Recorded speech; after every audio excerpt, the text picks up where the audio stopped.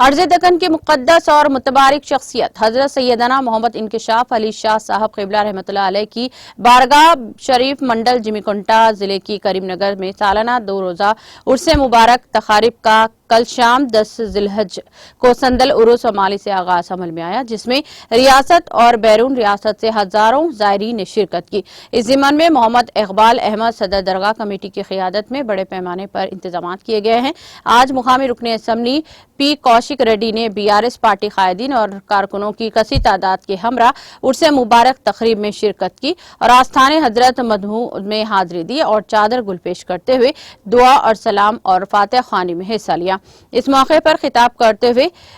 P Kaushik Reddy रुकने assembly Huzurabad ने कहा कि औलिया अल्लाह के आस्थानों पर इंसानियत नवाजी का सबक दिया जाता है, जिसके नतीजे में समाज में तमाम तबकात के माबैन रवादारी, अख़्वत और गमख्वारी वजूद में आती हैं। उन्होंने